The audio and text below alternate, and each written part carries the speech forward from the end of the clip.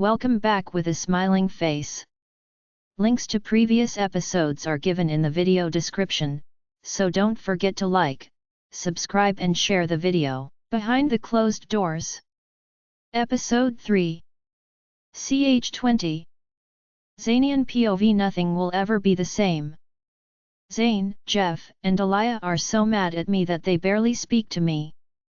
I am in my office trying to put everything the way it was before it was rearranged for me. I moved everyone back to their houses and patrols are back to normal. There were a lot of protests saying Crystal had a plan that could have worked. It's easier to protect everyone living in one space than scattered all around. Blaze hasn't spoken to me and I haven't been able to shift for the last 3 weeks. I hadn't heard anything from Crystal even though I phoned Tyler and all he said was Crystal isn't here, and even if she was, why would I give her the phone, and then he dropped the call. I haven't been able to sleep or even eat properly because I can't stop thinking about how badly I have messed up and I don't know if I can fix it. I can still feel the mate bond, but it's growing weaker and weaker every day. I was looking at the photo of Alicia and wondered how things would have been if she was still here. If only you were here, AL. I said and put the picture down. I heard a howl coming from the forest and ran outside. Since we cannot mind link, we use howling and whistling to communicate. When I got there, Zane and Kyle were standing and talking to someone. I made my way over to them and looked at the man. He had short brown hair with a lot of grey. He is tall, about 6.9 feet, and he is muscular. But the one thing that caught my attention was the map in his hand and the smile on his face. Who are you, and what are you doing on private property? My name is Donovan Stone and I am looking for my daughter and Zanian Black, or should I say Quark. I looked at the man and then all of a sudden Blaze woke up and took control. I tried to fight but I was blocked out completely. Blaze POV. I never wanted to come out, but I had no other choice. The thing about us wolves is, we know where we come from and we know our bloodline. Our bloodline is royal, but I never wanted Zanian to know who his father was because it would ruin him. He is and never will be anything like Odin. Odin was driven by jealousy and power, the very thing that made him go insane. What do you want? I want to speak to your human wolf. This does not concern you. I looked over at Zane and Kyle and dismissed them. You and I are talking because Zanian doesn't know where he comes from. The man laughed out loud and said, well, this is priceless. What do you want? I asked again. I have been looking for you ever since I sent that wolf. He never came back and he never left this spot, so I have been tracing his steps and here I am. Finally, I will get what I came for. You are the one who has been sending the wolves, the same ones that almost killed us. Yes, but I see you are not dead, so where is Crystal? She left, she rejected us. So go away. Sorry, but I cannot do that. You see, I want something from you and I will either take it willingly or by force. It's up to you. What do you want? I want you and Crystal, and I know you know where she is, because otherwise you wouldn't have come out, because rejection, for a wolf, can be lethal, especially for a prince like yourself. And I know all about what my daughter is. I growled at him and he just laughed at me. I don't know where she is, I just know that she is okay. Well, who here will know where she is?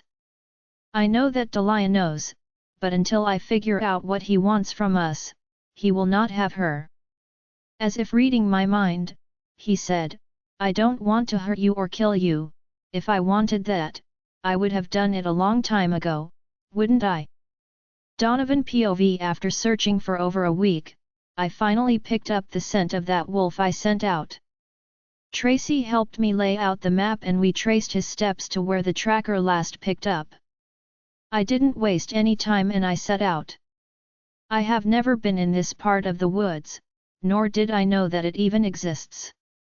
Everything looks so clear and open, and it looks even prettier. The air smells fresh and salty, which means the coastline isn't far out. Even the trees look bigger. Eventually, I came to a clearing, and on the other side there was a path, and by the looks of it, someone had been using this path a lot. I followed the path and then saw I was on the right track as far as the map is concerned. "Who are you?" I heard someone ask behind me and stopped walking. I turned around and was greeted by a boy. He didn't look older than 24 maybe. "I am looking for Alpha Zanian Black. And I heard that he is here," I said and smiled. He looked at me and said, "Does he know you are coming?" "No, but I'm sure he'll want to see me." He howled and told me to follow him. I folded the map and followed him. Soon we came to another clearing, and this time there were a lot of wolves running around in a huge house. When I first saw Zanian, I knew exactly who he was because he looked just like his father, Odin Kork. The same build and looks like they have the same attitude. He came out alone, so I figured Crystal was not there, but I had to be sure. To say the conversation I had with his wolf was more interesting than I ever thought possible. Why would a wolf lie to their humans, or hide something from them? "I just need your help, and I want to see my daughter. No one will get hurt, but if it comes to that, then just know you will be fighting on the right side. When all of this is done you can go home and Crystal will be home too." "What do you mean?" "Everything will be explained to you in due time. That is, if you want to know the truth about your father and your mother. Because what you and everyone else has been told is a lie." "Why should I believe you?" "Because I was the beta and my firstborn son would have been your father's beta, but I had a daughter instead." "Crystal?" "Yes, she is my daughter and I just want to see her and tell her the truth. That is all I want." "Why did you kill so many wolves?" "Enough with the questions, how many more has to die before I get what I want?" "No one else dies. Find Crystal and tell her to be here as soon as she can." "No need, because here I am." Crystal POV. I have been trying to heal my heart and my wolf and I was failing miserably at everything. Raven has not been out for a while now, and Roxy is driving me insane. Thank you. PFFFFTTT, Tyler has been helping me the best he can with trying to find my father before he finds me, and so far we got nothing. I mean nothing. I wish I could see Zanian for just one last time, but I guess I won't. The mate bond has been dying slowly and with each day I can feel a little less and a little less. Tyler has been worried about me because I would wake up screaming in the middle of the night. Ever since I rejected Zanian I have been having nightmares about everything. My life before I died, my life after I died, up until the day I found Zanian, and now that I know he doesn't, I somehow feel better knowing the truth than pretending not to see the pretense in everything. I kept in contact with Delia just to know that everything was okay there. Zanian has changed the whole pack to normal and somehow that made me mad because he is making it easier for everyone to get hurt. I was sitting on my bed when I heard my phone beeping. I picked it up and saw the message was from Delia. "I think we have some trouble here." "What do you mean?" I asked, sitting up on my bed. "There is a man here, and Blaze took over." "What man?" "Delia, what is going on?" "I don't know, Zane and Kyle have been dismissed by Blaze and, by the looks of the conversation, it is not going well." "Is everyone safe?" "Yes, but he mentioned your name." "Okay, I am coming. Do not tell anyone." I ran down to tell Tyler that I was going and then I left. I teleported myself to the edge of Zanian's pack, close enough to see but far enough not to be smelled or seen. I saw Blaze's eyes and then concentrated on the man he was talking to. My heart skipped a beat and I felt like the wind had been knocked out of me. The man is the same one Raven and I saw in the wolf's memories. When he turned around to look around, he looked directly at me and I gasped. He has the same blue-green eyes as me. I took a step closer and caught the end of the conversation. Why did you kill so many wolves? Enough with the questions, how many more has to die before I get what I want? No one else dies. Find Crystal and tell her to be here as soon as she can. No need, because here I am, I said and saw the look on Blaze's face. I looked at the man and took a deep breath. He was looking at me and I saw emotion in his eyes that I had never seen before except in my parents. Crystal? Is that really you? I looked at the man and said, what am I to you?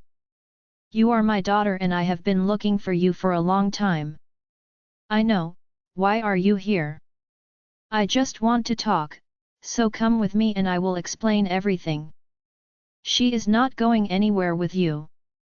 Blaze said as he looked at me. She will, and she is going to, by force or willingly. I will go. If you leave Blaze and Xanian out of this, they are not who you want, are they? No, but I have to insist on them going because this involves them and who they are related to. I know who he is, but I don't know you. I saw Blaze looking at me and I could see the questions in his eyes. I ignored him and looked at the man with a raised brow. So, who are you? My name is Donovan Stone and you are my daughter, Crystalia Stone. And then everything made sense and I wanted to kill this man for everything he has done and everything he has put me through. I could feel Roxy pushing to come out and I gave in to her. I felt my eyes change and saw Donovan gasp and took a step back. I looked over at Blaze and just rolled my eyes at him. I don't know what you are playing at but you have no right to make demands. Actually I do, because I am the reason you are still alive. And you are also the reason that my mother is dead. Everything went silent and Blaze stood frozen. I saw the guy reach into his pocket and take something out. Before anyone could move, we were shot with something and I could feel my body going numb and then everything went black. Third-person POV. Was that really necessary, Donovan? Zara asked. Yes, they had too many questions and I was losing patience. I have come too far now and you didn't help, Donovan said. How will you gain their trust now that you abducted them? I was trying to buy them a little more time before you threw their whole world out of balance. Zara said. Well, now it's time for them to step into the real world, and as far as trust goes, I don't care if they do or don't. All they have to do is listen, Donovan said, and walked over to the little window in his office. After Crystal and Xanian passed out, he had them carried all the way back to his little house. He didn't harm the pack but he did leave them a warning. If anyone tries to find them or follow them they will all be killed. To make sure they understood, he left 2 rogues with the pack to keep an eye on things.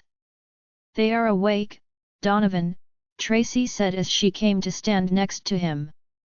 Donovan looked at Tracy and said, give them food and water. I will be right there, just having to take care of something. And he left the room. Zara stood there because she didn't trust Tracy. Not that anything is wrong with her, but she hasn't been the easiest to work with and certainly not the easiest to trust. Do you need some help, Tracy? Zara asked. Yes, sure. Crystal POV. I have never before had a headache but now I have one and I don't wish this kind of pain for anyone. The last thing I remember is being shot with something and then I opened my eyes fully and realized that Xanian has been shot as well. I jumped up and looked around. The room we are in is small, but livable. 2 single beds with a small window and 2 closets. I spotted Xanian on the other bed and walked over to make sure he was still okay. I shook him until he groaned, and when he opened his eyes my whole plan fell apart. I rejected him to try and protect him, and yet here he is. Zanian, please, you have got to get up. I have no idea where we are or how long we have been out. The door opened and a woman stepped inside. She was carrying a tray of food and water. I watched as she stepped in, and just behind her another woman came in carrying another tray, but when she looked at me I felt some kind of betrayal, but betrayal for what? I know you, I said and got up from the bed. It's good to see you again, Crystal, she said and looked at Zanian. You too, and I'm happy that you healed. Who are you? My name is Zara, and yes, I am the one that helped you and Zanian when you were both broken and lost. I am also the one that healed Zanian. Zara, leave them. They must eat. Donovan said he would see them when he is done. Tracy said and left the room with Zara following on her heels. Zanian and Crystal sat staring at each other for a while. Why did you leave us? Zanian asked, and he looked really heartbroken. Because I needed some time and I thought I was keeping you safe. Blaze hasn't spoken to me since you left. I know, Raven blocked me out too. But why aren't we trying to get out of here? I asked, looking around. Zanian groaned and got up from the bed and made his way over to me with a glass of water. I took the water from him and looked up. Well, whoever this guy is, he isn't trying to kill us or we would have been dead by now. You know who he is, Zanian, so why don't you just say it? I said and got up from the bed. Zanian sighed and said, why would your father go through all this trouble trying to find you, and what do I have to do with this whole thing? I didn't even know you until you showed up at my pack. I don't know if I should feel sad, mad, or happy that he actually acknowledged me. I know as much as you do, Zanian, it is not like I came with a manual. Before Zanian could say anything, the door opened and a man stepped inside. I never really looked at him, but now that I am, he has the same eyes as me and the same nose. And that is about where the resemblance stopped. And for a guy his age, he really looks buff, and he isn't even that grey, only a few hairs here and there. Good, you are awake. My name is Donovan and I am not here to hurt you. Trust me or don't. I don't care, but I just need you to listen. Really? That is all you are going to say, after killing so many wolves and tranquilizing us? Like I said, I ran out of patience and you were really hard to track down. But after I told my story, Crystal can run back to the king and queen and verify it. Zanian looked at me with a raised brow and then he said, what is going on here? And run to them again. I looked at him and he was staring at me like he was accusing me of something. I opened and closed my mouth and then Donovan said, "For mates, you really do have a lot of secrets, and you almost know nothing about each other."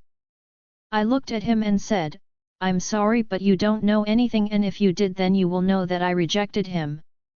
Donovan looked at me like I had grown 2 heads and then he walked out without saying a word. Zanian POV, I have no idea what happened or what is going to happen, but I just know that I don't belong here. I am mad at Crystal and I know that it is not her fault. Nothing about this situation is her fault, but she left only to come back and now we are in a strange place because her father has letting go issues. Blaze blocked me out when Donovan showed up, and the last thing I heard was something about Odin or, more specifically, their surname, Cork.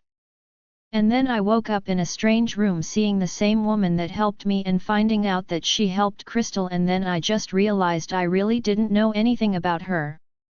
I looked at Crystal and tried to figure out what Donovan meant by running to the king and queen again. She never went there, well, not that I know of. I tried asking but was basically ignored, and then she said the one thing that I have been trying to forget or get over with, but it has been impossible, and I don't think I will ever be able to forget. Not with the mark that has been burning like for the last couple of weeks. Wait, the mark? I ignored them and went searching for a mirror and found a small one. I pulled my shirt away and looked at my mark. It's still there, but it is not hurting and it doesn't look faded anymore. I walked over to Crystal and didn't say anything. I just moved her shirt away from her neck and there it was. Our marks looked the same, two wolves howling at the moon with what looked like vines binding us together. She pulled away from me and asked me, "What do you think you are doing? Why are our marks still in place even after you rejected me? They were fading but now, they are back and it is even clearer now. What have you done?" She looked at me and just shook her head at me. And what did he mean by running to the king and queen again? This time I was in for it. Her eyes were spitting fire at me and her whole aura changed, power rolling off her, but not as strong as mine. "You were too busy, so why would I have told you anything? I tried to tell you, Zanian, so many things I have tried to tell you, but if you are not cheating on me, humiliating me, or hurting me, you never spoke to me or even looked at me. So why the interest now?" If only she knew how many times I have looked at her and pictured her perfect body colliding with mine, how many times I have dreamed about kissing those pouty lips and ruining that big mouth of hers, claiming her and mating her in every way possibly known to wolves. I snapped out of my thoughts when I heard Crystal laughing and looking at me with a raised brow, typical men. Getting hard just by a single thought. "Anyway, you will be able to go back soon. I will clear this out with Donovan and set a few things straight." And I just snapped at her. I grabbed her around the waist and pulled her body close against mine, using a bit more force than needed, and I kissed her. I didn't even wait for permission. I just kissed her. She tried protesting, but I grabbed her and squeezed, making her gasp. I took the opportunity and pushed my tongue into her mouth. I explored her mouth, taking my time with it, and soon she was a moaning mess in my arms. Just as she started giving in, I let her go, breathing heavily. I looked into her lust-filled eyes and whispered into her ear, "Do not ever tell me I never looked at you, because believe me I have, and not in the way you would like to hear. And just because I get hard, ask yourself what I was thinking about and maybe then you can accuse me again." She looked at me and I swear I saw steam coming out of her ears. She turned around to walk away from me and I smacked her. "Zanian. One you will come to see very soon, my dear." I winked at her and walked out of the room. I left her there and walked down a short hallway and then took a left and landed in the kitchen. "Glad that you finally realized that you can walk around," Donovan said. I turned and saw him sitting on a small step by the sliding door. "What have you done with my pack?" I asked, as if only just realizing that they were alone. "Nothing, they are safe, for now at least. And they will stay that way if you listen to what I have to say and don't try and do anything stupid." "What do you want from me? I don't even know you." "True, you don't, but I knew your father and I know your grandparents and your mother. Your biological family, that is. And if you are interested I can tell you all about them, but I'm afraid your wolf has to go night-night for a couple of hours." I stood frozen in my spot. "What do you mean biological? My parents kicked me out of my pack and they were my parents," I said, but somehow it felt like a lie, one I have been telling myself for so many years, and saying it out loud, it sounds foreign and made up. Donovan stood up and looked at me. "Why don't you ask your mate? She has known who you are for quite some time." And then he left again. "Oh, and by the way, I will see you both tomorrow. Don't try running because you will hear what I have to say." Geez, what a friendly guy. Donovan POV. I didn't know that looking at Crystal close up would remind me of her mother so much. I know she died and changed and now she looks almost just like her, except her skin is more tanned and she has my eyes. Seeing her just reminded me of the love that was taken from me and my unborn child. When she told me she rejected her mate, I got mad instantly because why would she do that, and let alone the one true future king? Then I had a look at him and the way he was staring at her. He doesn't know a thing about her and I have no right to interfere in her life, but she has to be told about what is going to happen if she rejects her mate who has already placed his mark on her. I have waited a long time for this moment and I will have it no matter the cost. What they do from there is not my business. I just want someone to know the truth and I want them to make their own decisions. What happened to you, Donovan? You used to be so kind and loving and now you are angry all the time and you are out for vengeance and that will leave a blood trail. Zara asked as she just walked into my study. I looked at her but didn't really see her. That is the exact same thing my mate Marina would have said. I sat down and put my head in my hands before looking up again. I have to do the right thing, Zara. So many have lost their lives because of knowing the truth and I am not going to be the only one knowing, besides they have a right to know and Crystal has a right to know what really happened to her mother and why she was taken away. I am done being the bad guy in this story, all I want is to find peace and go be with my mate. What do you mean, Donovan? I'm dying, Zara, and I have been for years now. That is why I was so adamant about finding them and telling them before I die, because the truth will not die with me. Zara looked at me and stepped closer. Why haven't you said anything? Is there something we can do, maybe something I can do? Unless you can bring my mate back, then no, there is nothing you can do. Loving a fox comes with a price and I didn't know of that price until after she died. What are you talking about? What price? Please start talking sense because I don't understand what you are saying. You will understand in due time.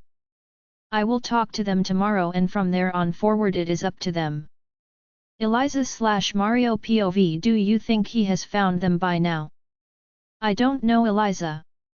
He is supposed to be dead. How is he still alive? I don't know, but he is, and he is the only one who knows the truth about everything. We already told Crystal the story, and if she wants to believe him over us, then we know where her loyalty is. Mario, she is half fox. Do you not remember her mother? If she can do anything her mother can do, then we have no way of hiding the truth from her. We won't have to, because if she could do anything her mother could, then she would have known the truth by now, and besides, what is she going to do? She is nothing but a girl. We, on the other hand, hold much more power. If you are talking about Zara, don't bother. I haven't seen her in months. Eliza, you should know better than anyone that blood runs thicker than water. We did kill Zara's sister and her unborn child. What are we going to do, Mario? We will give them what they want. A war. I left Mario's office in more turmoil than I was before I went in.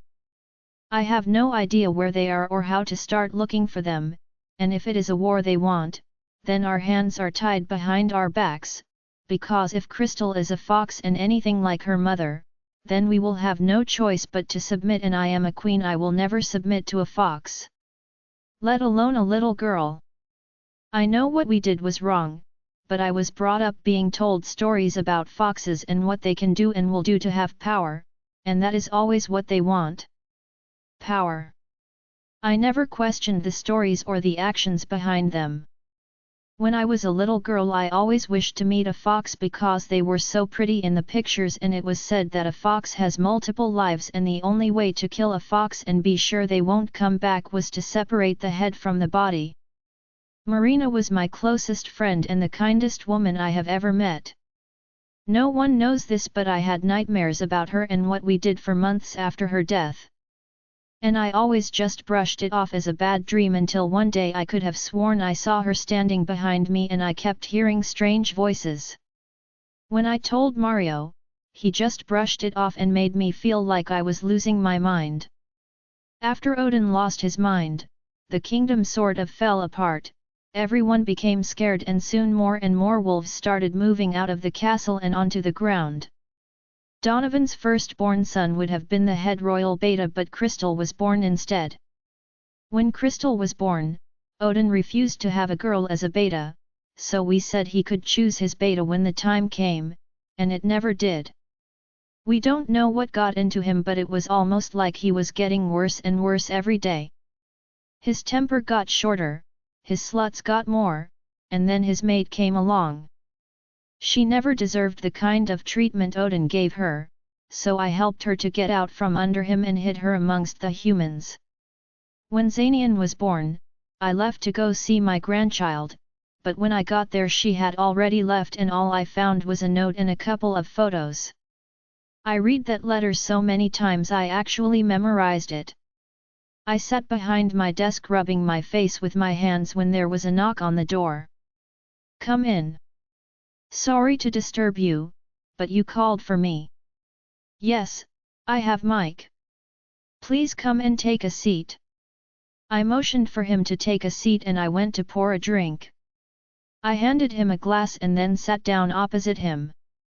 "How much do you know about foxes?" I asked, not wanting to waste any time. He looked at me confused before he said, "I only know what I read, so I would say I know enough about them." "Why?" "Because we might go into war with one leading the war." Realization set in and he looked more angry than surprised. "Mike knows what happened, not everything, but he knows the important details and that is all anyone ever needs to know." "Marina?" "But I thought Donovan killed her." "Not Marina, and he did. I'm talking about their daughter, Crystalia. She is only a wolf.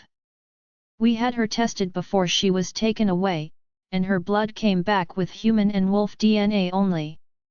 Well, we don't know what she is or what her father did to her, but we do know that he is looking for her and if he finds her, then all will break loose. But he is supposed to be dead. It had been 20 years since his mate died. How is he still alive? We don't know. He is a scientist after all, maybe he found or did something to keep him going for this long. What do you want us to do?" "I want you to assemble an army and prepare them for what is coming. I want at least 1,000 wolves ready and trained. You will hand-pick them personally and you will keep this between us and make them understand as well. Everything you do from now on will be a secret, and you only answer to me." I dismissed him and sat back in my chair. I have no idea how we are going to do this.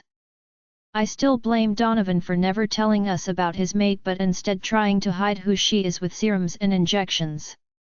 Killing her was never a mistake, but he should have been dead by now. Donovan POV. The following day, I was going about my normal routine, only this time I had to cook for more people and sit in the company of my estranged daughter, who kept looking at me and narrowing her eyes. I had to keep myself from laughing because that is exactly what her mother did whenever we had a tiff or she didn't get what she wanted from me. I cooked some bacon and eggs, Zaram made pancakes and Tracy made toast. As uncomfortable as this silence is, it is actually welcoming. "Crystal, is there something you would like to say or ask because you keep looking at me?" She cleared her throat and said, "If you didn't want to kill us, why did you send all those rogues, and why did you kill the alphas and lunas of every pack you attacked?" I stopped chewing my food and swallowed. It is a good question, but I don't think she will like the answers, and certainly not Xanian. I cleared my throat and put my hands on the table. The rogues were never there to kill you, Xanian maybe, but not you. And the reason I killed the alphas and lunas is because when I started looking, I wasn't looking for you, I was looking for Xanian. I found his brother instead, so we made a deal. If I get rid of Alicia he will give me Xanian. Before I could finish my sentence, Xanian jumped up and launched at me, but Tracy stepped in and had him in a vice grip. The thing about Tracy is she is a vampire, a royal one. She was kicked out of her home when she rejected her mate and killed him. No one ever knew why and she never told anyone, because it would ruin the second most powerful coven, and everyone would hate her more. Xanian was twisting and turning in her grip but she never even wavered. You should stop moving because her grip can be lethal. Now can I finish my story please, and don't be so rude as to interrupt again. As I was saying, he wanted to make a deal, but I am not one for spilling innocent blood, so I refused the deal and paralyzed him instead. I then injected him with a truth serum, one of my creations. And I got everything I wanted. I never touched anyone or spilled innocent blood. Before I was done with him, I heard the attack and I left. Those were not my wolves or on my orders. As for the rest, well, they all had nasty little secrets to hide. For instance, Alicia was not your father's child, she was a love child from another, but your parents made it and your mother said it was his child. Your father always knew she wasn't his because she smelled different. He had her killed and blamed you for it, but killing your mate that was a step too far. As for your pack, Crystal, you were abused for years, and then eventually killed and they never did anything or even noticed enough to ask you questions. I saw you change, day in and day out, looking more pale and more skinny, and then you would disappear for days. So I followed you one day when they dragged you off and saw how they chained you up in the dungeons and beat you unconscious and then starved you. So I gave them an easier end than you had. Why now, Donovan? If you saw me, why didn't you ever help me or even get me out of there? Because I waited for the day that you shifted and that was when I lost you, because you changed. I looked over at Xanian and saw the way he was looking at Crystal, with so much guilt and sadness. Tracy let him go. We still have a lot to discuss. Tracy let him go and he walked over to Crystal and bent down. Xanian POV this woman's grip is so very tight. Crystal has been avoiding me since yesterday and she hasn't spoken a word, not with me anyway. Zara explained a few things, so we know now that she is a witch. She is also Crystal's aunt. Crystal's mother was Zara's sister. When I woke up this morning, Crystal was already gone. I have no idea what to do with her, but one thing is certain, the more time I spend with her, the harder it becomes to fight the mate bond and the attraction. Sitting at the table and eating feels weird because everyone is so silent and Crystal keeps looking at Donovan.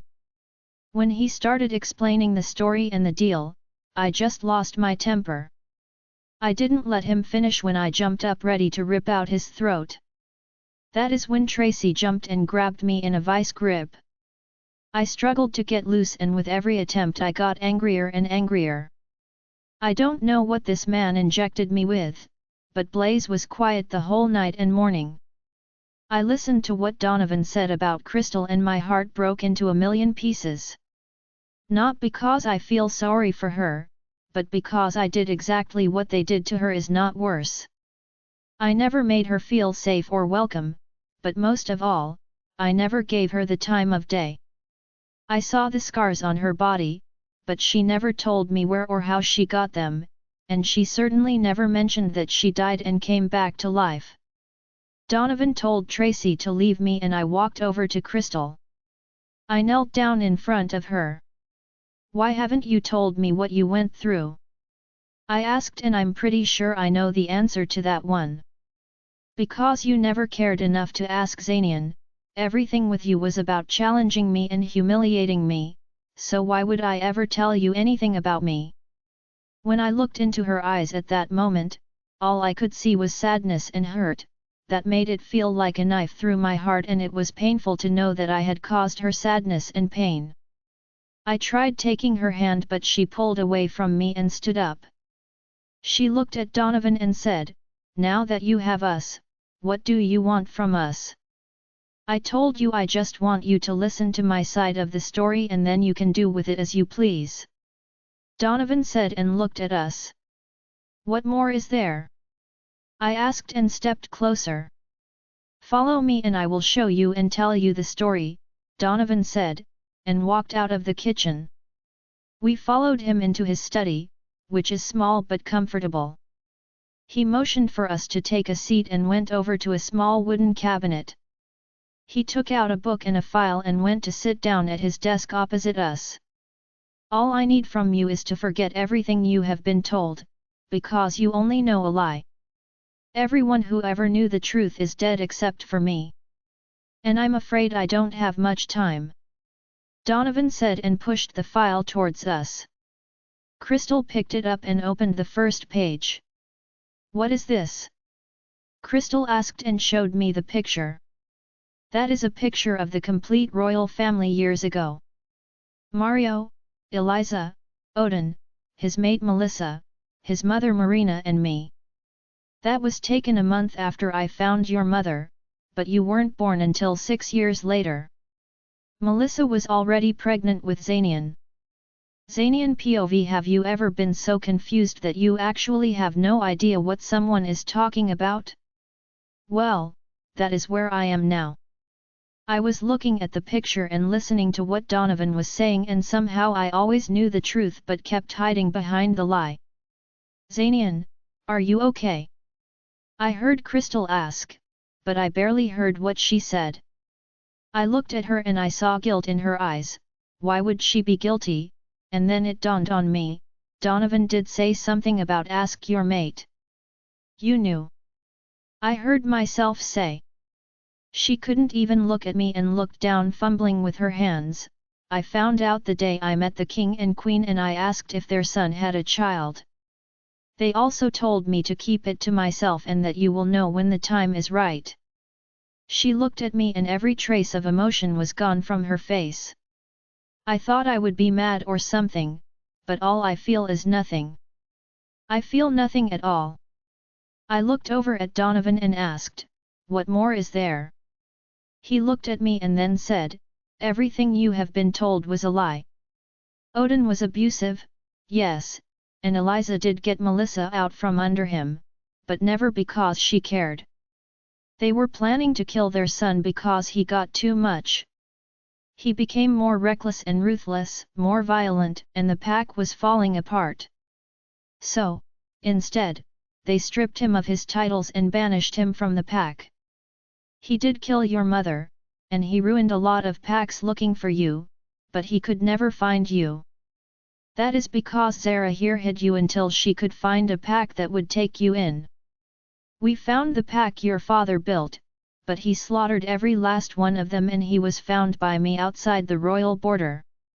We could never figure out the cause of death nor did we find any marks on him. When I found my mate she just came out of hiding, she was born fox and her twin sister was born a witch. I never experimented on her. Instead, I was looking for something to suppress her fox and make her human and it worked for years until one day the pack was attacked and I was badly hurt. The thing about foxes is, once they claim their mate, they become possessive and aggressive towards anyone who harms the one they love. How do you think Crystal took down that wolf I sent, so Marina's fox broke through and ended the fight? Mario and Eliza beheaded her right in front of me. They killed my mate and my unborn child. Your brother. Crystal POV. My mother was beautiful and she looked so young, I thought as I dragged my thumb over the picture of her. Zanian went awfully quiet and it looked like he was stuck somewhere deep in his thoughts. I know he will hate me if he learns the truth, but I haven't once got the impression that Donovan is lying.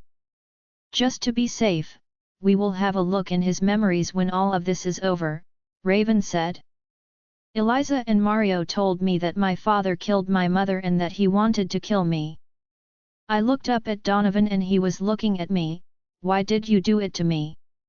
I asked and a small smile spread across his face. When you were born I knew you would have a fox, because the fox genes are stronger than any wolf gene. I stole you from the hospital and gave you the same injection I gave your mother, suppressing your fox and making your wolf dominant. The side effects of the injection were stronger abilities and a late shift. But your wolf controls your fox and not the other way around. When your mother was killed, they went and looked for you to have you tested, but all they found was wolf DNA, so they left you alone. My father saved my life. I don't know how I am supposed to feel or what I'm supposed to say, because I've never imagined the truth going quite like this. I got up from my chair and walked over towards his small window. The woods look so clear and green. Why didn't you ever come and take me away if you knew how much I have suffered? It was not my place to interfere, Crystalia, and it still isn't, but I don't have much time left. I looked at him and said, "You are dying." He looked shocked for a minute and then nodded his head while giving me a sad smile. "Yes, and I have been for a while. The serum I made isn't working anymore." "What do you mean? Remember I said that there is a price to loving a fox." "Well, I'm paying mine now. I didn't know until your mother died. I started getting weaker and then months later I couldn't shift anymore. I only hear my wolf once in a while and I'm hallucinating most of the time." "What do you mean price, and what does this have to do with Mom?" "A fox is a very extraordinary creature and when they mate it's not like a wolf, they literally mate for life, even in death. When a fox dies, the one she has marked will have only a few months. I bought myself a few years, but my time is up now." I listened to what he was saying and there is so much that I don't know about, but would love to learn. I walked closer to him and asked, "May I try something?" He stood up and said, "As long as it won't hurt, then sure." I walked up to him and laid my forehead against his and closed my eyes. I could see every memory, and every thought he has ever had. His whole life played off like a movie in my mind and I wouldn't mind putting it on repeat. I saw Xanian's father and his mother. Even though his mother was being abused, she always found a reason to smile. I saw my mother and she was even more beautiful than in the picture. My father really loved her and her whole pregnancy with me was about movies and strawberries with whipped cream. I saw everything happening the way he said it happened. All I could feel at that moment was anger and hatred. I didn't realize I was crying until I felt a hand on my shoulder. I leaned in and my father threw his arms around me and I cried, for the father I had just found, but was about to lose. For a mother I never knew and a mate that doesn't want me. Shh, it's okay. You are one of the strongest people I know and you will be okay. Donovan said as he rubbed small circles on my back. Why is this happening? I spent my whole life thinking you didn't want me and that you threw me away and now that I have found you, you are leaving me again. If I had any other choice, I would stay here and catch up on all the years I've lost, but that is impossible. I hugged him one last time, then let go. I looked up at him and it was as if he had aged 10 years, within a few minutes. One last thing, Crystalia, your fox has 7 lives, you have 6 left, and when you marked Xanian you gave him 3 so you will live and die together. Make the best of it and never allow anything to come between you two. Look after Tracy for me. She is a close friend and she can be of use to you. I caught him just before he hit the ground and laid his head on my lap. I listened as his breathing slowed and his heartbeat died. He looked at me with glazed eyes and said, "I love you, my daughter. We'll meet again." A smile played at his lips and then he closed his eyes and his heart stopped. I just sat there holding his body and replaying his life in my head. Tracy POV Donovan is the closest thing to a father and a friend I have ever had. Even before my coven disowned me, I was never close with anyone. I was always the odd one out, the misfit they called me. I was wandering the woods alone when I came across Donovan looking for something. Even though I wasn't nice to him, he never made me feel like I didn't belong.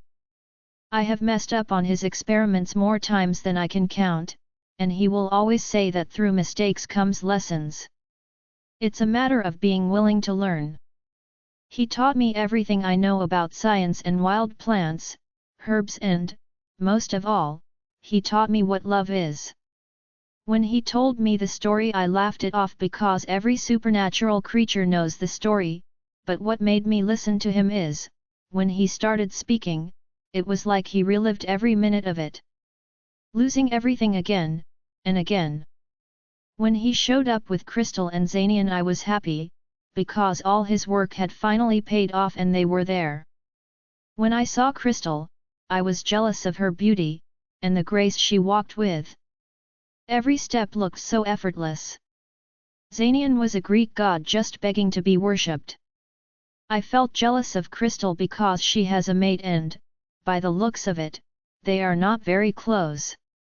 I have wished upon every shooting star and white pebble I could find for a mate that would love me like my father loved my mother.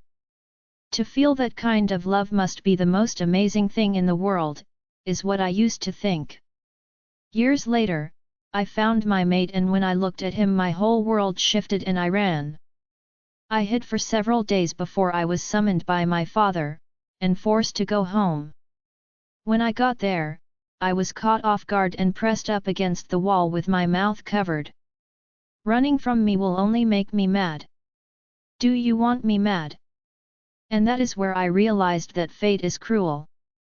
When I could get away from him, I did and ran to my room. The next morning, I woke up and went downstairs to my family and found him sitting there. I walked over to him and spoke the words that got me banished. If he was anyone else, I wouldn't have rejected him, but I am not tying myself to a murderer, thief, rapist, or criminal. His family got rich the wrong way and I will never associate myself with those kinds of people or put my family in that kind of danger. I was walking around the house after Donovan left to talk with Crystalia and Zanian. I have no idea how this is going to go, but if they are as smart as they look, then they will just listen. When I walked past the office, it was dead quiet, so I paused and then I heard a soft sob and left. I am not one for eavesdropping. I went up to my room and got ready for a hunt. I haven't hunted in so long that I'm afraid I almost forgot how. As I got ready, Zara appeared and almost scared the life out of me. I told you to stop doing that. I forgot that she finds everything so funny. She bent over as she laughed. You should see your face. I mean, for a scary vampire, you sure do scare easily. I hissed at her and she held her hands up. Okay, okay. I'm sorry. What do you want, Zara? I was doing rounds and popped into the kingdom. It seems like they got the news because it's like a prison, guards were doubled, and training is more brutal, even Mario and Eliza looks worn out. Yes, well, their perfect little castle is about to crumble. Speaking of, where are you going? I'm going on a hunt and then I will be back later. I took my jacket and with my vampire speed I was out and away from the house. I just need to clear my head. Donovan looked like this morning and I don't want to be there when he dies, so instead I'm going to take my frustrations out on every animal I see. The bigger the better. Zanian POV. Well, I'm screwed. Even if I didn't want Crystal there is no way that I can leave her now. So I'll just have to make this work to the best of my ability. Blaze is still asleep and it's been hours. It feels strange not having him give comments or rolling his eyes at me. My heart breaks for Crystal because she has spent her whole life thinking she was unloved and thrown away. At least I still had my mother to talk to or go to when I had a problem. She had no one, and now the one who saved her is dying. I watched as she laid her forehead against his and closed her eyes. I wish I could see what she saw because she had a slow smile on her face before she began crying silently. She was just standing there with her eyes closed as if she never wanted to open them again. I wanted to get up when I saw her pull away, but Donovan motioned for me to stay seated, so I did. I saw him hesitating before he put his arm around Crystal and pulled her in for a hug. She was reluctant at first, almost scared and clueless, but then she hugged him back and I could feel every emotion she felt through the mate bond. I sat there feeling left out and a bit out of place, because never before have I felt anything like this. And definitely not from her. I could feel the pain, the anger, the sadness, and every small emotion in between. I watched as she drew away from Donovan and listened. To say I was shocked would be an understatement. If ever I thought about leaving Crystal, that thought has died right here and now. Suddenly something made sense. When Crystal left me I felt like I was losing my mind. I was feeling weak although I slept enough and Blaze was quiet most of the time and I hadn't shifted once since she left. Looking at Donovan with interest, I blinked and had to look again. He aged about 10 to 15 years in a matter of seconds, and then he said the words I had wished my father had said, even if it was only once. I felt confusion before all I could feel was pain and anger. As I looked at Crystal cradling her dying father's head in her hands, just sitting there motionless, I could kill every wolf and person that caused her this kind of pain. I slowly walked over to her and laid a hand on her shoulder. "Crystal, what do you want to do?" I asked in the softest voice I could master, but I couldn't bring myself to be anything but sincere. She looked up at me and I saw nothing, absolutely nothing, but anger visible in her eyes. Her eyes looked dead and hard as stone carved from the deepest bluest ocean cloaked with anger. She looked away from me and just stared at the wall. I was feeling out of place and the space seemed very small and getting smaller. Crystal, POV: sitting and holding the body of your estranged dead father was never part of my plan, but you can never really choose, can you? I don't know how to feel or what to do. Going over his memories in my head, I feel like I've known him my whole life. When he first held me, the way he took care of my mother when she was pregnant. The memories is all I will ever have. I'm sorry," Raven said, and the sincerity in her voice brought tears to my eyes. Looking at the wall, I can feel Zanian lingering and he really does look out of place. I stood up and picked my father's body up. Zanian went to the door and I made my way out of the house. In his memories I saw this little garden that he spent most of his time in, and that is where I will lay him to rest. "What happened?" I heard Zara asking as she came running up to us. I ignored her and kept walking, not feeling like talking to anyone. I try to tell myself that it wasn't my fault, that none of this is my fault, but somehow I can't quite convince myself. If only I had known about him sooner, we could have had more time together. As I retraced the steps of the unfamiliar yet familiar path, I spotted a small greenhouse in the far distance. Every side is covered with lilies, lavender and other wild flowers. I remember my father telling my mother that she smelled like lavender and earth after heavy rain. And when I was born, I smelled like lilies before he injected me, and my scent changed. "Crystal, are you sure you want to put him here?" Zara asked from beside me. I looked over at her and said, this was his favorite place, and this is where I will bury him. "Where is Tracy?" Zara nodded her head and gave me a sad smile. "She went hunting. We will wait for her, so that she can say goodbye before we bury him," I said and laid the body gently on the ground. Zanian stepped up to me and put a hand on my shoulder. "I am sorry, Crystal." "I know, and thank you." I don't know what to say or think about Zanian. The one minute he is warming and the next he is cold. I should be used to it by now, but I don't think I will ever be used to his cold treatment, and if what my father said is true, then I have to put steel around my heart and raise my walls. The sun was high in the sky as we sat there waiting for Tracy to come back and find us. Zara said she would wait at the house for Tracy to come and give her the news. So now it is just Zanian and me. Why didn't you tell me you knew who I am? Zanian asked. I looked at him and all I could see was how I tear his eyes out and strangle him. Why does he always do that? It's like he has no feelings at all. My father whom I just met died and here he is thinking about himself. I mean, how much more selfish can a person get? He doesn't know any better. See, give him a chance and you'll see maybe he can change. I scoffed at Raven, but Zanian got the message and moved away from me. I have absolutely no idea what to do from here, and where to go with all this information. If what he said is true, and I know it is, why would the king and queen lie about what happened, and why would they kill everyone who ever knew the truth? Why do you think the king and queen would lie? I asked Zanian, standing up from the ground. He looked like he was thinking because he had this expression. He would wiggle his nose and rub over his beard, which had been growing for the last few days. And I must say, he looks better with a beard than without one. It makes his cheekbones stand out more and it makes him look more mature. He looked at me and said, I don't know, Crystal, but we are going to find out.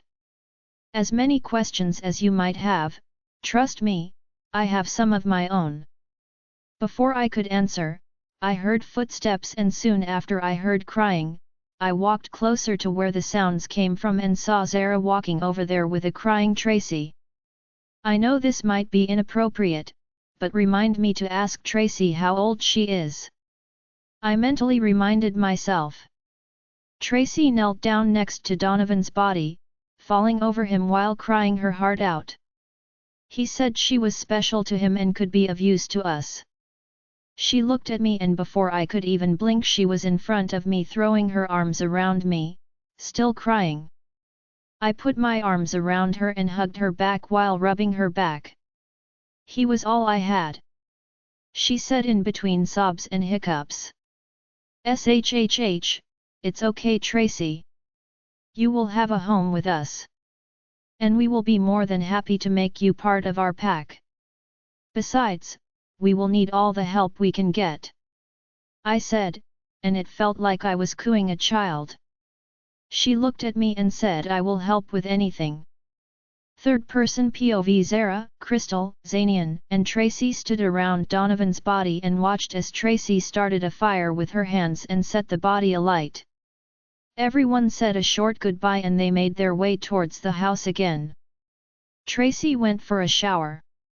Zara left, not telling where she was going. Crystal knows she and Zanian have a lot to talk about, but she doesn't feel like talking, but she also doesn't want to be alone. Zanian, can I ask you something? And you don't need to, but I would like it if you would. Crystal felt frustrated because she was never one for small talk, and here she is, she couldn't even ask a simple question without feeling silly. Zanian walked up to her and put a hand on her shoulder, spinning her around to face him before he pulled her in for a hug. He put his arms around her, making her feel secure and wanted, but Crystal didn't know for how long. I will hold you for tonight and then tomorrow we go home and talk, and from there we will decide and figure out what to do and how we are going to go about this. Zanian said, and all Crystal could do was nod her head and lean her body into his. Zanian took her up to a room with a double bed. He looked at the bed and then at Crystal. You know there is a reason why wolves have queen-size and king-sized beds. So this will be a tight fit. Crystal swallowed and licked her lips as she followed every movement Zanian made. She walked closer to the bed and asked, what side are you taking? Zanian looked at her and gave one of his long smiles, reveling in the fact that he had got her all chalked up. I will sleep wherever you want me, Zanian said and winked at Crystal, watching as her throat worked trying to swallow, and the tip of her ears started getting red. Have you even shared a bed with someone? Zanian asked, and he was starting to sound again. Crystal took one look at him and said, I don't have time for this. Call me when your mood swings are over. And she started walking towards the door. Zanian had a decision to make and he made his decision before she reached the door. With one hand resting on the doorknob and the other against the wall, Crystal started opening the door when she felt Zanian's hand on her wrist. "I'm sorry. Please don't go," he asked, and he truly sounded sincere. Crystal turned around, and before she could say anything or do anything, Zanian closed the door and backed her up against it, claiming her lips with his in a needy, sloppy kiss. Crystal was shocked for a second before she pushed Zanian away, ignoring her body's protest and the sparks. "What are you doing, Zanian?" she asked, and tried stepping around him, but all that got her was a growl that sent shivers down her spine. "I am done playing games, Crystal, so either you want me or you don't, but I want you. I have wanted you since the very first day I saw you, and then again when you came into my office wearing that little black dress. I have seen and imagined many ways of how I wanted to rip it off and bend you over my desk. When I saw you walking away from me that day, I woke up, I saw my whole life leaving and I felt empty and alone. I realized that the only one who can fix me is you, so please. Help me understand what it feels like to feel love without being afraid to lose it." Crystal was still trying to recover from the shock and realized that would have to wait when Zanian's lips came down on her again, and this time she didn't protest. Crystal POV: I was surprised and caught off guard when Zanian kissed me because this is unlike every other time he has kissed me. This kiss was sloppy and was needy, almost like he had been starved. I pushed him away, and all that got me was every word that I'd been dying to hear from him, and admitting that he wanted me as much as I wanted him. I wasn't confused anymore and left my body to tell him what it wanted, and what words couldn't say.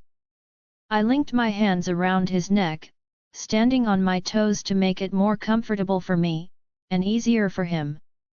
Every piece of skin he touched, the fireworks went off and I gasped. He didn't even wait a second before invading my mouth with his tongue, exploring it like he had lost something. We fought for dominance when he did something with his tongue that I didn't even know was possible. My knees almost gave out from under me and a moan escaped my mouth. Zanian caught me and picked me up. I crossed my legs around his waist as he started walking towards the bed without breaking the kiss. He laid me down gently onto the bed as he crawled his way on top of me. I have never been this close to him. "What are you thinking about?" he asked me. I just never knew that I would be able to see the universe in someone's eyes and feel safe in their arms. I said perfect. He said please. I heard myself say, and I wasn't sure what I was asking for. Zanian looked at me and all I could do was just sit there staring at him speechless. "You were made for me, see? Your body is built to accommodate mine and I will prove that to you. I'll go slow and be gentle." He said, I could see was stars. Zanian broke the kiss and looked at me smiling. "I'm pretty sure you just had your first," he said, and that was the first time he made. I actually covered my face with my hands and all that got me was a low rumbled laugh. He growled at me and said, "Never cover yourself from me. You are beautiful." I lost all of my insecurities and shyness lying beneath him open for display and, strangely, I found it satisfying to have him look at me like that. Zara POV: after the small funeral we had for Donovan, something in Crystal seemed to have changed and I could feel it. She used to have an easygoing, happy aura, but after that she seemed more dark. I have only seen and felt that kind of darkness once before, and that was when my sister almost lost her mate. Her fox took over and that is what got her killed. I've never seen a fox fight for a mate. Usually they do not care. That is the main reason why they are hunted down, because they have little to no emotions and no remorse. I took Tracy up to my room so that she could have a lay down with me. I don't think any of us want to be alone right now. I just hope Crystal and Zanian can put their egos behind them for a day and be together. I have never seen mates treat each other this cold and indifferently. I don't blame them, I mean Xanian is an alpha prince. His ego and pride mean everything to him, but even an alpha needs to know when enough is enough. Tracy was crying for a long time before she eventually drifted off to sleep in my arms. I was rubbing her back when I heard sounds coming from the room 2 doors down. That room has never been used. I tried getting up without waking Tracy to go and see what was going on, because Crystal has a room downstairs and I never saw her coming up. As I was walking down the hallway, I heard growling, and when I stopped in front of the door and really listened, I was ashamed of myself and I felt like a creep, but deep down I was doing the happy dance. Pumping my fists in the air and trying not to squeal, I covered my mouth and tiptoed my way back to my room. I closed the door and smiled. Finally, something good came out of a bad situation. And I am very glad that I do not have super hearing. I looked over at Tracy and I felt sorry for her, because she must be hearing everything or she was sleeping deeply. My thought wasn't even cold when I heard her groan and cover her ears, and I couldn't hold it in anymore. I started laughing. Tracy looked at me and the look on her face nearly killed me. I doubled over as I laughed, tears were running down my face. "What, Z? This is not funny." I straightened up and said, "Oh, but it is. You should see your face." She picked up the pillow and threw me with it. I caught it just before it hit my face and looked at her smirking face. "So this is how you want to play now, I asked with a raised brow. "I can never play a game at their level because I don't have super strength or hearing. I am human with a twist. Humans can't do magic." I walked closer to the bed and put the pillow down. I looked up at Tracy and saw her swallowing. "What are you doing?" she asked, and, for once, I saw nervousness in her eyes. I smiled at her and went to sit down on the bed, acting like nothing was going to happen. "How are you feeling, T?" I asked and waited for her to speak. "You see, I have tricks of my own and this is one of them." Tracy looked at me, and when she finally did speak her eyes went as wide as saucers and she covered her mouth. When she looked at me, I nearly fell off the bed as I laughed. "I never knew that you would sound so cute when you make chicken sounds," I said in between laughs. She looked at me, and if looks could kill, I would be 6 feet under. I broke the spell and said, "You can talk now." She just looked at me and then she herself burst out laughing. And there we were laughing our asses off while the other two were getting it on. I never thought about finding a mate or even finding love. When I was a girl, I saw how my father abused our mother and she would always try and cover it up and laugh it off, but I always knew that he was hurting her. I made a promise to myself that I would never allow a man to treat me like that, no matter what or who he is, so I never went looking for it. I envy loving mates, and when I saw how Xanian and Crystal treated each other I couldn't help but feel mad and sad at them and for them, because they have something that most only dream about and some wish they never found. "What do you think will happen now?" Tracy asked, and she looked serious and worried. "I have no idea. I guess we are becoming part of the pack Xanian has, and then we will go on from there. It all depends on what they want to do." "Do you think his pack will accept a rejected vampire and a witch?" I turned my body so that I could see Tracy and took her hand. "You can't think like that. You are born the way you are, and I know wolves and vampires have a history, but why would Donovan have taken you in if he didn't think you were different? As for me, well, I can take care of them and myself." "You're right. I mean, it's not like I am dangerous." "Oh, you are, T, but not in the way that started a war hundreds of years ago." When I mentioned the war, Tracy looked down and I realized what I said wrong. "I'm sorry, T. I didn't mean, it's okay, it's not like I was born at that time. Besides, just because my father started and ended the war slaughtering thousands of innocents doesn't mean I am anything like him. I mean they threw me out because I didn't want a mate who likes abusing women and killed 3 of his previous girls.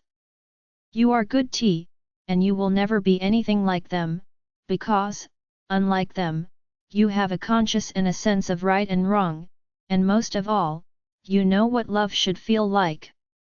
And that is what makes you different. Tracy looked at me and groaned, how much stamina can one wolf have? I mean poor Crystal, that girl had no idea what she got herself into. Well, at least they aren't fighting or pushing each other away. The last good thing Donovan did before he died. He brought them together. Dalia POV. What is wrong with you, Zane? You are Zanian's second and you act like you have no responsibility or care in the world. There is still a pack that has to keep functioning. Dalia, I told you this and I will tell you again. I am doing the best I can, so instead of taking my head off, why don't you try and help me? There is a reason why a pack has 3 ranks, because one person cannot do everything and still have time to eat. I'm sorry, I don't know what to do anymore. It's been almost 2 weeks and they are not back and no one has heard anything from them. The wolves that man left here don't talk. All they do is watch. Zane got up and gave me a sideways hug. I know how you feel, Dalia, but taking it out on me isn't going to help anyone. You are the most rational one here, and if you are starting to lose your mind, what hope does that give the rest of us? I wish they would come home, or just let us know what is going on. You know what you need? Zane asked and looked at me with a smile like he had just accomplished something. I raised a brow at him and crossed my arms. No, but please do tell me.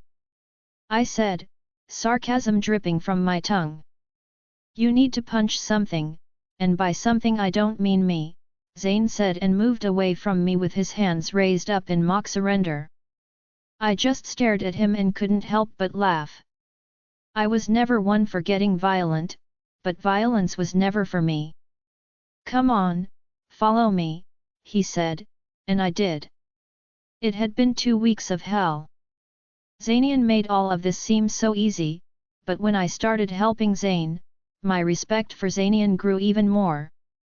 I have no idea how he does this, manage the pack, and manage his businesses.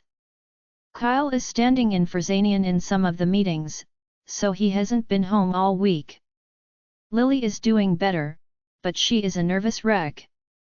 She barely talks to anyone and if Kyle doesn't come back soon, I'm going to send her to him. I was so lost in thought I didn't realize we had stopped and I walked smack into Zane's back, causing him to stumble a bit. What he half screamed at me. I'm sorry, I didn't watch where I was going. He shrugged his shoulders and opened a door. I don't even know what part of the house this is. Where are we? I asked, looking around. He looked at me like I had grown 2 heads. You literally walked all the way and now you ask where we are? What have you been thinking about? Zane asked, and I could hear the annoyance in his voice. He doesn't like me talking about Lily and Kyle because it reminds him that he doesn't have a mate and probably never will. I gave up on trying to keep him positive. This is my personal room. No one knows about it except for you now. This is where I come to when I need to blow off some steam. It's soundproof and it has everything that you need. Zane unlocked the door and when he stepped aside for me to step in, I literally doubled over as I laughed. From the way he made it sound, this is his chamber and I was expecting to see beaten dummies and gym equipment or ropes with punching bags hanging from the ceiling and the smell of sweat and maybe blood to fill my nose, but what I found was the exact opposite. And I mean I have never imagined this.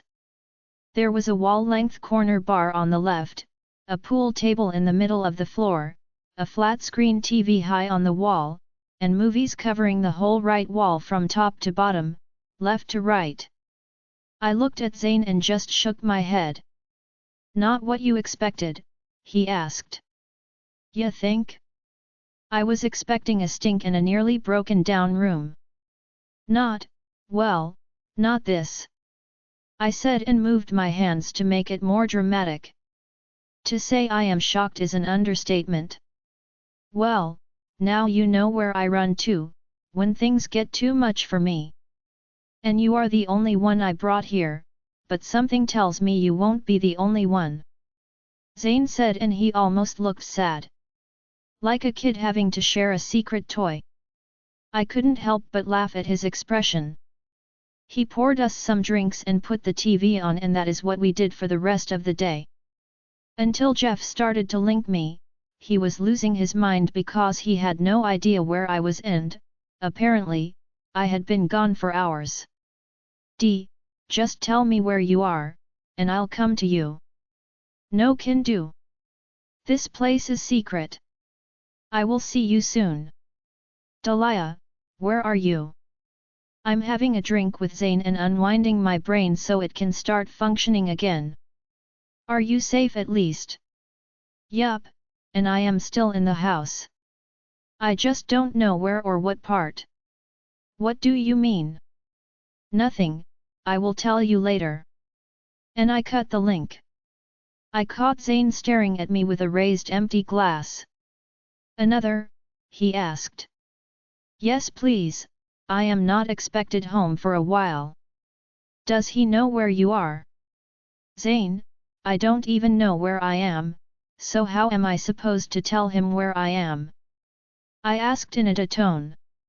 He seemed to have gotten the message because he said nothing. We have watched about 4 movies and now we are watching Lights Out. Zane said it's supposed to be good and that he doesn't want to watch it alone. I'm not really one for horrors, but this could be fun. We didn't watch the preview because we didn't want to spoil the movie.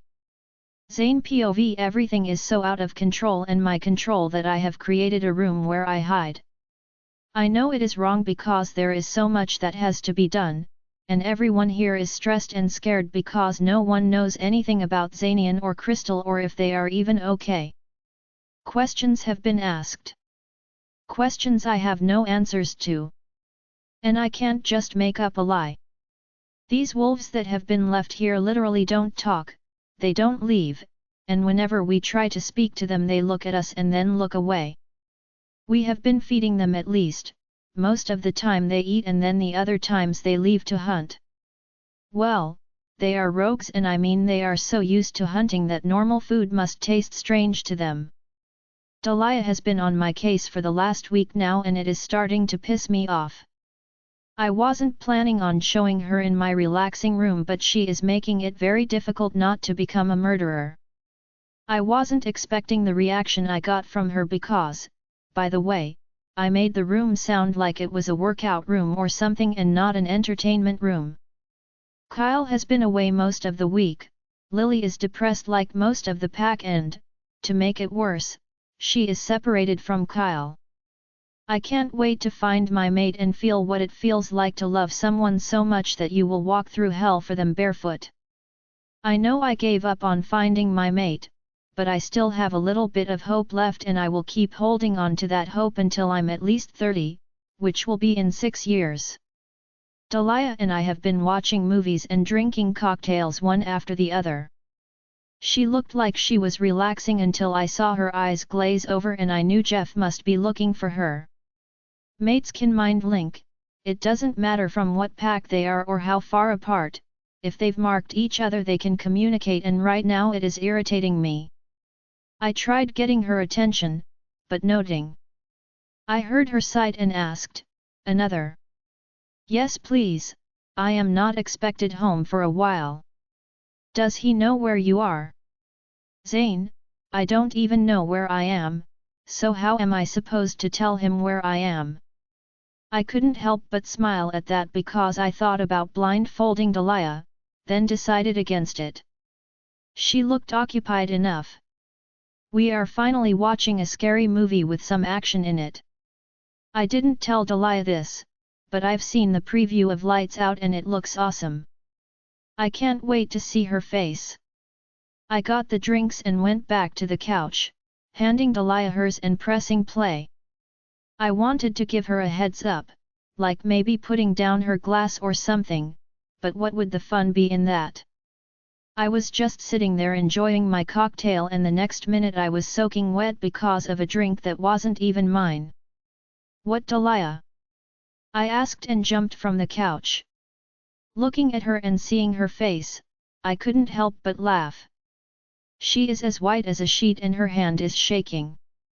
Dee, are you okay? The look she gave me was enough to send me to hell. What, Zane? Couldn't you at least warn me about this movie? How? I haven't even seen it yet.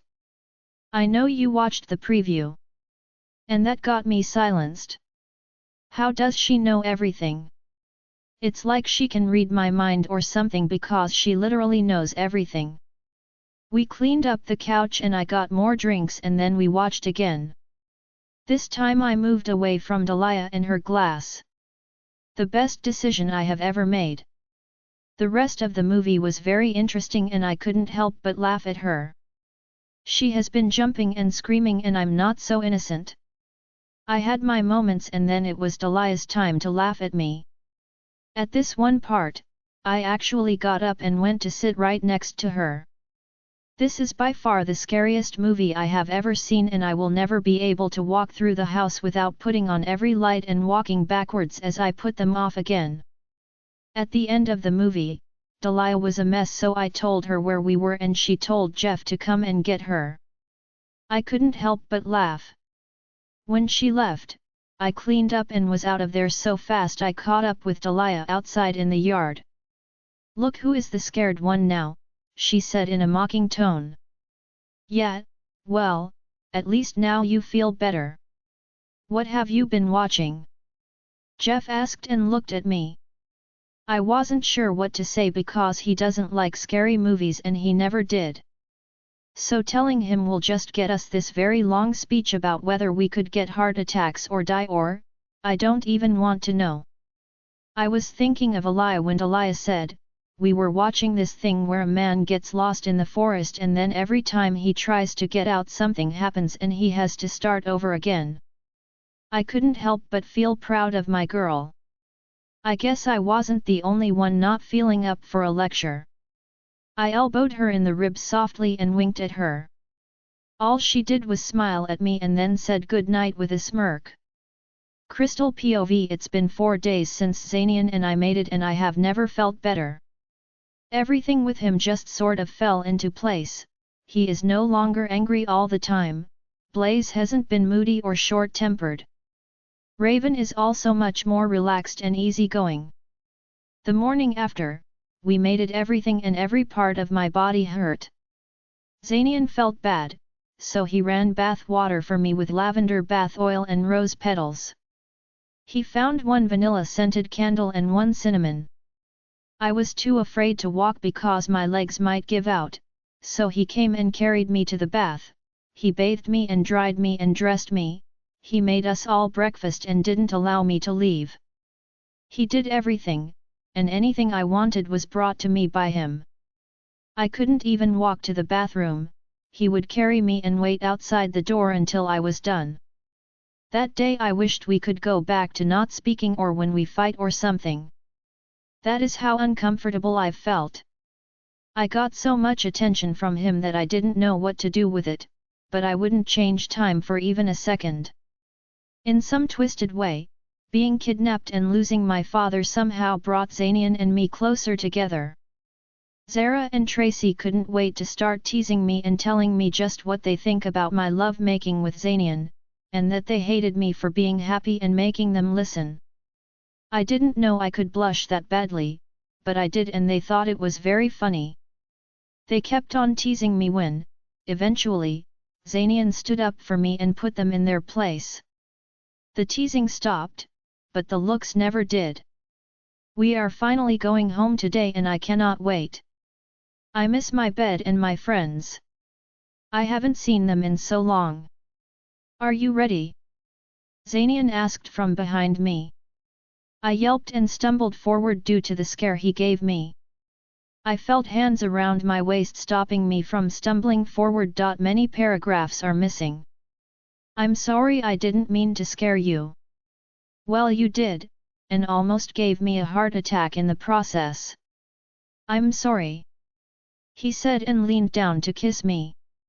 That really made me lose my balance and we both tumbled to the floor, landing with a hard oomph. Just then, the door swung open and Zara stepped in. She looked at us on the floor and started reversing, but not before we noticed her blushing. Please come and help me up. Zainian scared me and we fell, so please come and help me. I asked, and it was the only thing I could think of to not make this situation any more uncomfortable. We are all packed and ready, Tracy said as she just waltzed in. Great, we are also done, Zainian said and took the bags. I packed all the research Donovan has gathered on every experiment he has ever done and made sure to take all the important things. Tracy has a map and she can get us out of here, but Zara has already done her magic and marked a path for us to take, since she cannot teleport or anything, that is the least she could do. I couldn't help but think about how everything is going at home and if everyone is okay. I mean, we were kidnapped 2 weeks ago and no one has heard anything from us and we didn't even try and make contact, so what if something happened or if something is happening right now as we speak? Zainian POV, I don't know what came over me. I mean, Crystal has so many secrets and yet I can't seem to stay mad at her or even bring myself to hate her, even after what she did and how she tricked me into marking her.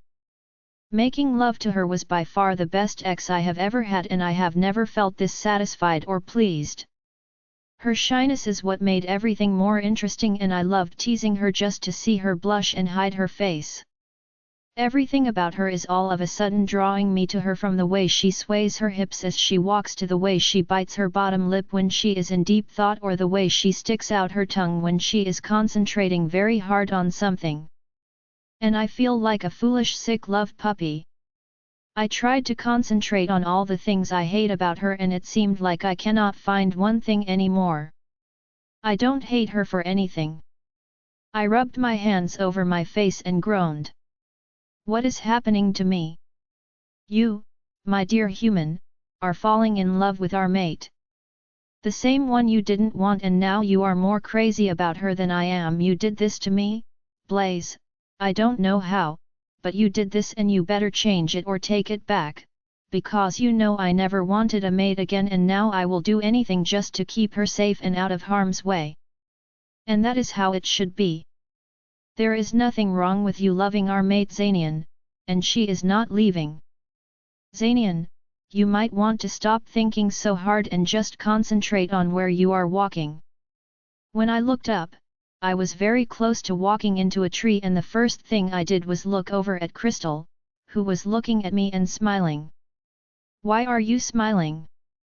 I asked.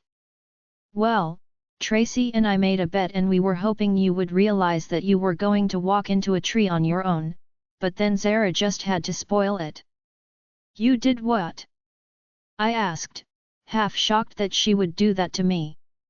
I did try and tell you, but you didn't even hear me, so I kept quiet. You are something else, do you know that? I said, and Crystal just shrugged her shoulders and smirked at me. The rest of the walk was silent and this time I watched where I was going. I can't wait to get home and see everyone again. Before I started this pack, I never knew what loneliness felt like until after I formed the pack, and each time I had to leave I couldn't wait to get home. Only then did I realize how lonely I was. Tracy POV, I don't know what to think or what to feel. I lost my best friend and I am moving to a new home where I don't even know if I will be accepted. What if no one likes me? What if they try to attack me? Ugh, why is this life so hard? Why can't I just have a normal life? I don't judge every wolf I see, because I know some of them are really good. I mean, just look at Donovan. I was on my own for so long and then I found him and he basically took me in. Taught me, kept me fed, kept me company. He taught me everything I know. Yes, he was sometimes, especially if I forgot something small or when he was under stress, like trying to find Crystal and Xanian.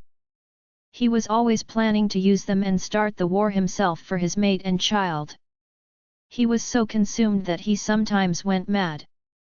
I never blamed him and I never will, because he showed me compassion when my own family didn't even show me mercy. I watched him dying every day, and one day he just changed. He didn't want war anymore, he just wanted someone to know the truth. He wants to go and be with his mate and finally be happy. We are almost there, Zara said, and I became anxious again. Xanian, what do you think will happen when I step onto the territory? I asked. He stopped walking and pulled my arm, signaling me to stand with him for a second. You are a part of this pack now, and anyone who has a problem with that will have to deal with me. Xanian said, and right after him Zara and Crystal said, and us. I don't know how to feel, so I just nodded my head and looked down. It's been more than 150 years since I have been on my own. Now I am not on my own anymore and I don't think I ever will be. I believe Xanian and everyone else when they say I will never be alone again. As we walked I couldn't help but stare stunned at my surroundings. I mean, I have never been to this part of the forest. I don't even think anyone knows about this side of the forest. Everything smells so clean and it's open and the scenery is just beautiful. Now I know why wolves prefer to live in the woods instead of the city. For us vampires, it is different. We like our privacy, but we don't enjoy being cut off the way wolves do. Vampires that are born pure blood, we can walk in daylight and we can sleep, whereas bitten vampires, they cannot walk in the daylight and they don't sleep. Usually during the day they hide inside the house or in dark corners. Some even like caves because it is away from humans and other preying creatures.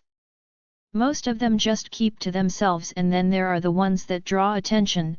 You get the ones that love partying and then you get the royals.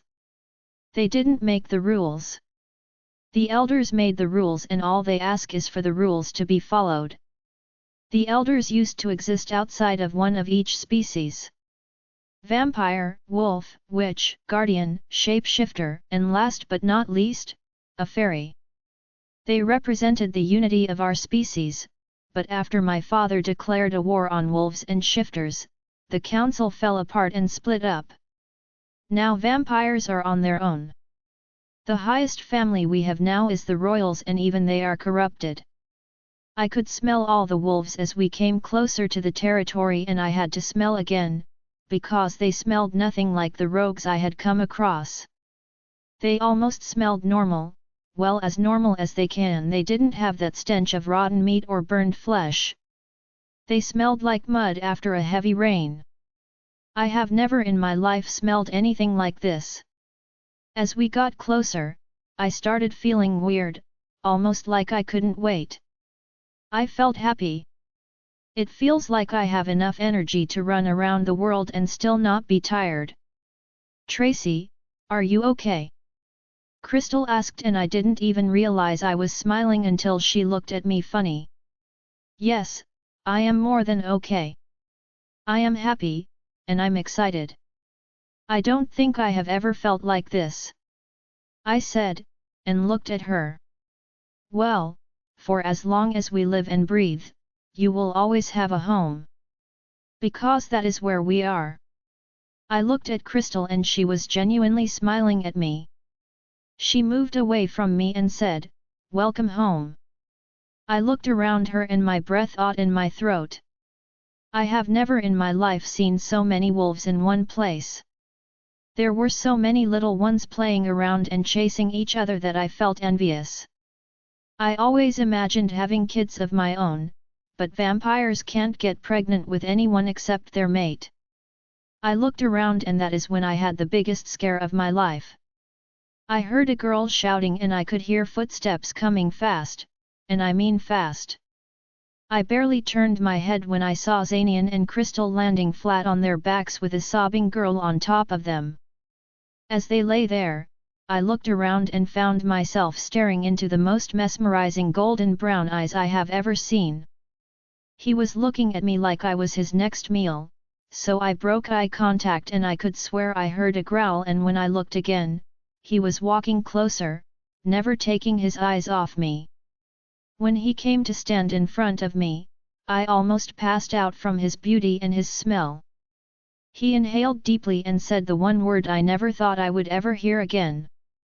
He looked at me and I saw his eyes change to a darker shade of brown, then he said, "Mate." Zane POV. Never in my life will I watch anything scary again. Let me tell you something, men who don't get scared are psychopaths or robots, because I love scary movies and I have never gotten scared before, but now, I don't think I will watch another scary movie anytime soon. The movie was way scarier than the preview showed. I was never one for romance movies, but I think I am a fan now. Around every corner, it feels like something is watching me. I can't even switch the light off without making sure there is no one there. I have been sleeping with the bedroom light on for the last few nights. Delia usually comes and wakes me, or she just switches off the light, but as soon as that light clicks, I'm up. No way am I sleeping with the lights off. Delia had a hard time with Jeff because the second night after the movie she woke up screaming and almost broke Jeff's nose. So he drilled her until she eventually told him the truth, and now she is not allowed to watch movies with me anymore. I am currently in the kitchen making something to eat and making myself some coffee. I was just about to take a sip of my coffee when Delia slapped her hands on top of the kitchen counter, screaming she's here. I never thought I would be able to scream like a girl, but hands down I did, and I drenched myself in very hot coffee, dropped my plate of food on the floor, and I swear I'm having a heart attack. My heart is beating so fast and hard you can see it through my chest. When I looked up, Delia was literally rolling on the floor laughing so hard that she had tears streamlining down her face. I don't know if I should be mad or amused, but she is definitely getting payback. You should have seen your face, Delia said as she tried getting off the floor but failing miserably. She grabbed the counter and missed, so she just fell backwards again. You are very mature, Delia, I said, trying to keep a straight face, but seeing her on the ground looking at me like a lost puppy, I couldn't be mad at her. That doesn't mean I won't get her back though. I held out my hand to her and helped her up. I'm sorry, but I just had to. I mean, I never get the perfect moment and now I did. Delia said, smiling. It's fine, but you had better sleep and walk with your eyes open because I'm going to get you back. And how will you do that? Don't worry. I left Delia to clean up and went to change my clothes. I was on my way downstairs when my wolf Jack started pacing up and down in my head whining. What is your problem? I can sense our mate, she is close. Wait, what, mate? Yes, she is close, go find her. Jack didn't have to ask me again. I left the room and just as I stepped out the door I saw Delia running. I followed her path to see what she was running to and I stopped breathing for a second. They are back. When I focused on them, I saw two other figures with them. One was a tall blonde with light blue jeans and a white top, and the other one I couldn't seem to stop staring at. She was a bit shorter with black hair and she wore dark blue jeans, knee-length black boots with a black leather jacket that hugged her body perfectly. I moved closer and about 3 feet away I caught the most intoxicating scent on this planet. It smelled like roses mixed with wild berries. I inhaled deeply and looked directly at the source causing the smell. It was the black-haired girl. I looked at her until she looked at me and captured me with her grey eyes. I moved closer and that is when Jack started fighting for control. I tried blocking him out, but he won for a second and said the word I choked on. Mate, I fought Jack for control and eventually he gave it back. I came back staring into the eyes I will wake up to every morning from now on. Everyone stopped and stared at us, even Delia got up from the ground with Zanian and Crystal. Now everyone is staring at us. The blonde one pushed my mate and said, "Say something T." So her name starts with a T. She cleared her throat and said, "Hi." That was all it took for me. I closed the distance and sealed my lips to hers.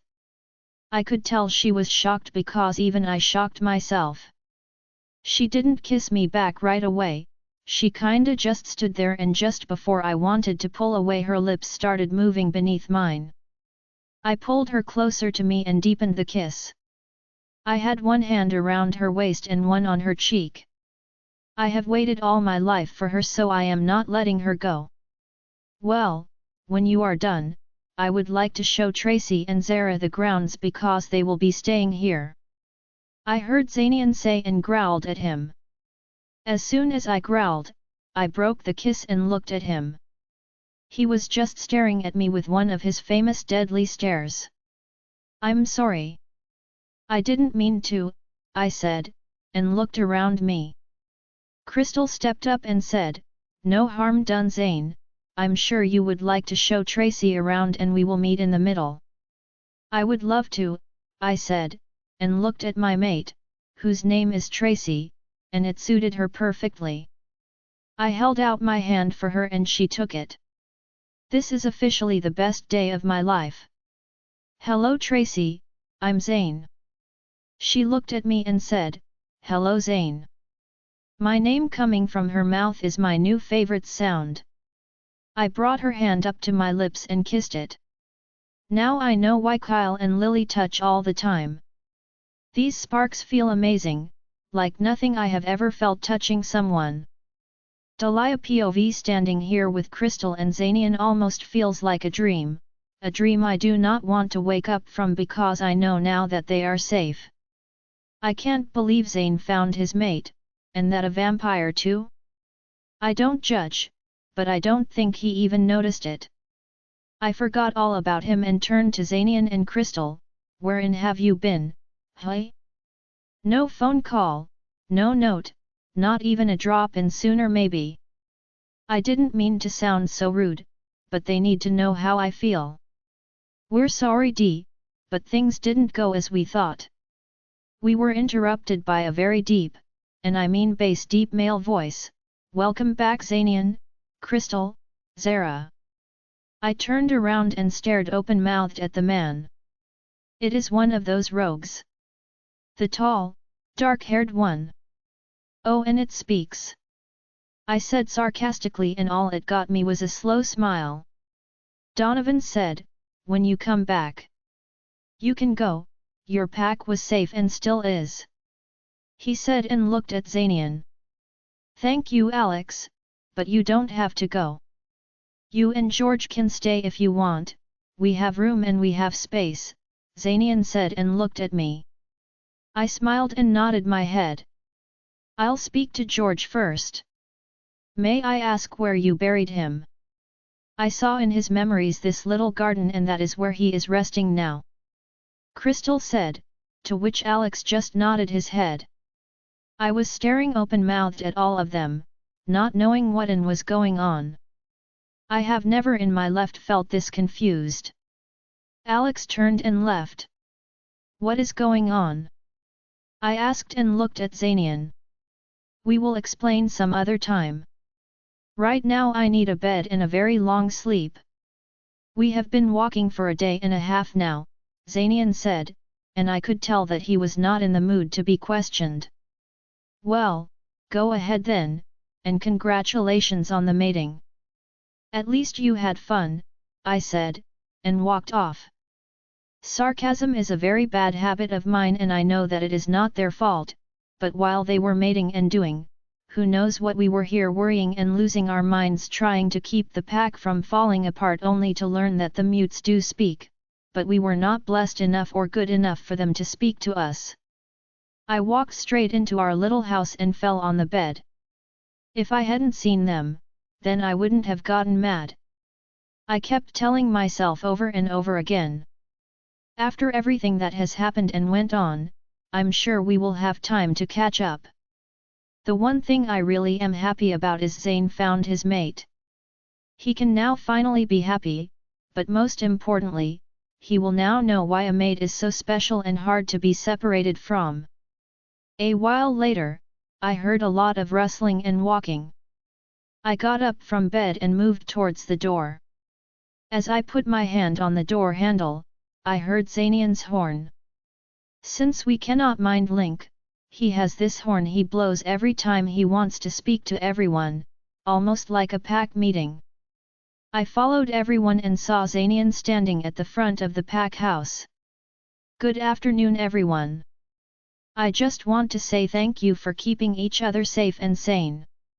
I know this must have been a difficult time for you, but we are back now and we will tell everyone what has happened as soon as we have some rest. I want to welcome 4 new members to our pack and everyone will treat them with respect and kindness. First I want to welcome Alex and George. They were left here in the pack while we were gone. I know most of you are scared of them, but there is no reason to be.